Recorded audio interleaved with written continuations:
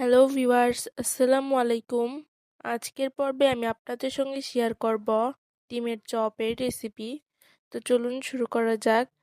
এখানে আমি কয়েকটা সেদ্ধ আলু নিয়েছি, এগুলো এখন ম্যাশ করে নিব। এবং আরও কিছু সেদ্ধ ডিম নিয়েছি, এই ডিমগুলো এখন আমি কেটে নিব। এই ডিমটাই এখন আমি দিয়ে দিব গোলমরিচের গুঁড়ো, লাল মরিচের গুঁড়ো এবং স্বাদমতো লবণ।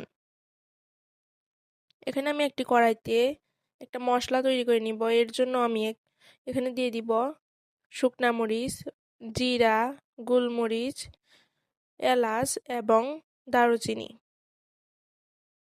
এখন আমি আরেকটি কড়াইতে তেল গরম করে নিব।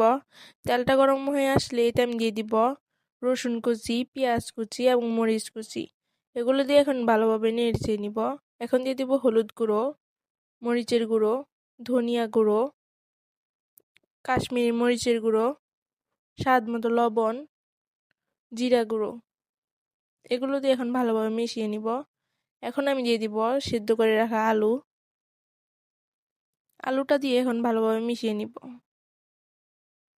মেশানো হয়ে গেলেই আমি দিয়ে দিব চাট মশলা। এখানে আমি 2 চামচের মতো চাট মশলা দিয়েছি। এখন আমি একটি মিক্সিং বোল দিয়ে দিব 2টা ডিম এবং কর্নফ্লাওয়ার। এগুলো এখন ভালোভাবে মিশিয়ে নিব। এখন আমি আলুর পুরটা হাতে নিয়ে এতে আমি ডিম দিয়ে দিব। ডিমটা দিয়ে ভালোভাবে গোল গোল করে ডিমের শেপে আমি তৈরি করে নিব।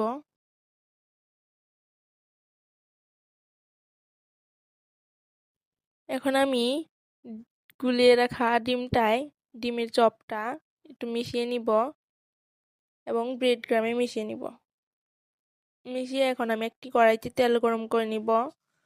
তেলটা গরম হয়ে আসলে এতে আমি ডিমের চপগুলো ভেজে নিব।